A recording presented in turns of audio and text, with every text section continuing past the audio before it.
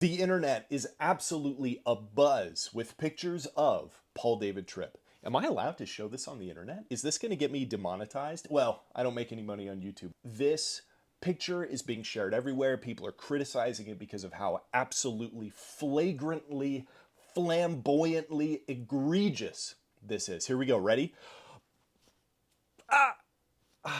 There it was. Am I still here? Guess so. Well, that wasn't that big of a deal.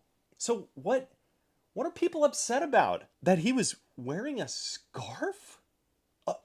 Okay, so for the podcast listeners, let me explain what's going on in this picture. So it appears to be some kind of profile picture that Paul David Tripp took, or that somebody took of Paul David Tripp. He's wearing tinted sunglasses.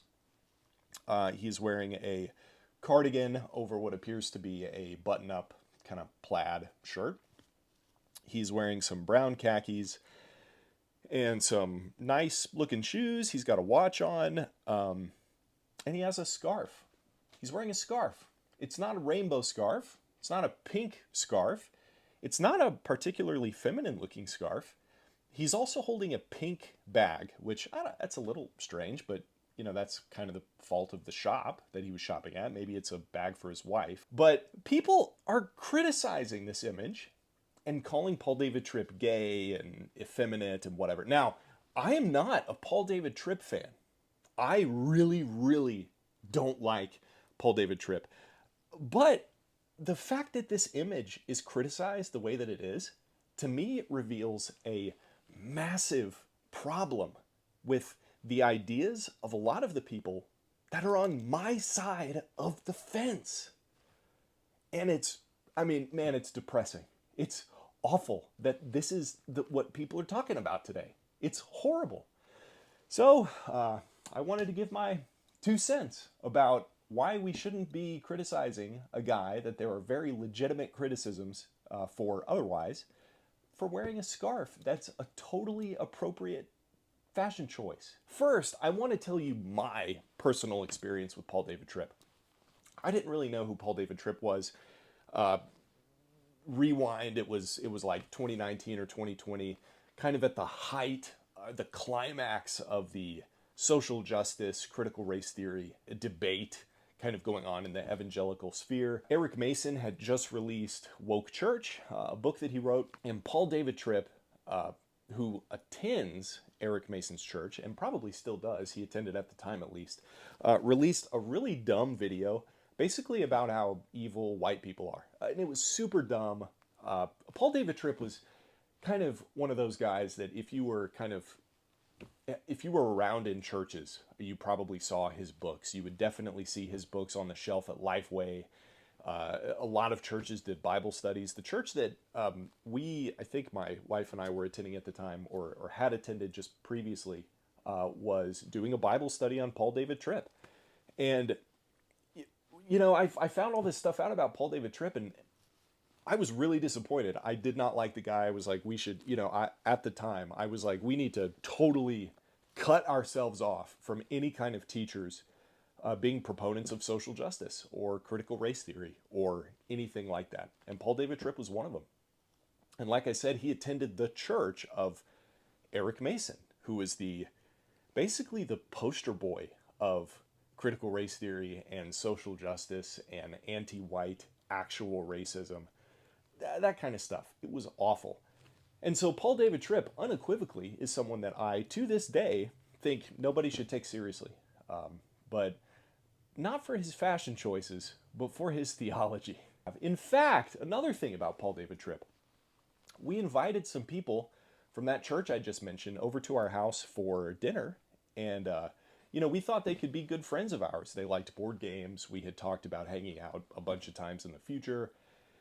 And the conversation went to Paul David Tripp and about how the church is doing a Bible study on Paul David Tripp, one of his books. And they kind of liked Paul David Tripp, and we were explaining the reasons as to why Paul David Tripp was kind of a bad guy. I thought very gently and winsomely. And they never talked to us again. So my wife and I lost potential friends over Paul David Tripp. But this thing that's happening is ridiculous. I'm sure you've seen videos of I don't know, stuttering politicians. Now, what's the guy named Huberman who has like an actual mental disorder and has no right to be in office? Like that's a different story. But sometimes people will share videos of an otherwise well-spoken politician, and the politician will, mess up a single word, or they'll say something wrong, and just because they're like a Democrat, uh, Republicans will use this video, and it goes the other way around too.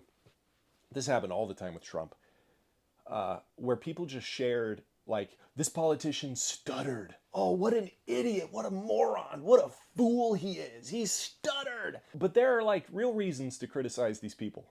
So we're criticizing this Democrat not for his horrible policies or the fact that he supports abortion or whatever, but we're criticizing him because he did something that all of us do, stutter.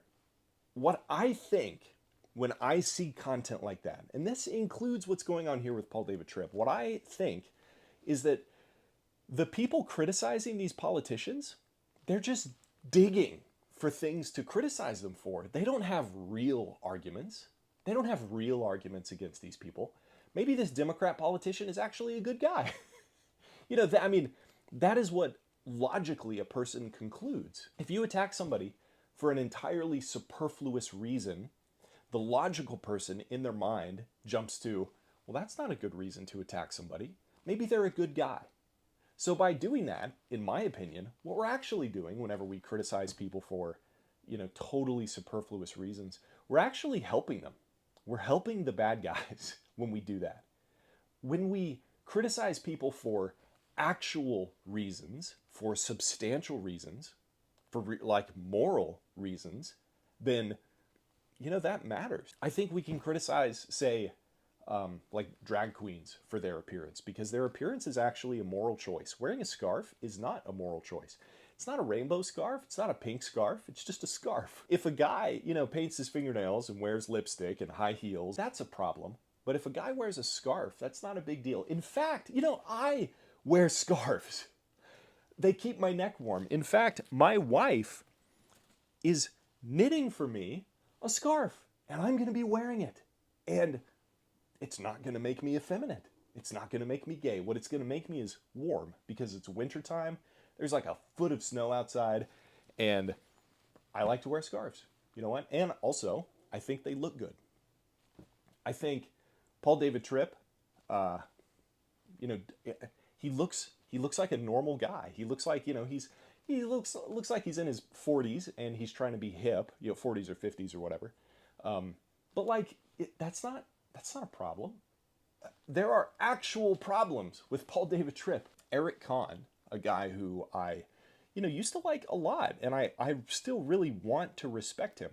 But Eric Kahn has recently been finding Twitter fame saying things like adoption is bad, impotent men have no right whatsoever to get married, and that women aren't allowed to share their opinions on the internet about him. He has said these things. Now, I am totally cool. As you know, if you've been listening to my podcast for any amount of time, I am totally cool with saying things that are offensive and with making people upset. But we should be making the people who are against us upset. What Eric Kahn is doing, and he, by the way, is one of the people who popularized this criticizing Paul David Tripp thing, unfortunately. What Eric Kahn is doing is it seems to be that he is seeking Twitter fame by being as absolutely offensive as possible, because guess what? It works. Whenever you say something so stupid that it drums up such fiery vitriol against you, what it actually does is it gets you more followers. And honestly, I think that's what he's doing, because the stuff he's saying is so absolutely ridiculous. Sometimes, not all the time. He says a lot of good stuff still. And like I said, I want to like the guy, although he's making it really, really hard recently. Yeah, it just seems like he's drumming up vitriol, not only from the people who are his enemies, but the people who are his supporters and want to be his supporters. And what I've seen is this kind of wave against Eric Kahn, because he's acting kind of silly recently. And that's exactly what this Paul David Tripp thing is. To me, it's silly. And it's not only silly, but it makes him look bad. It makes us look bad. It makes people who are on my side of the fence and who don't like Paul David Tripp look bad.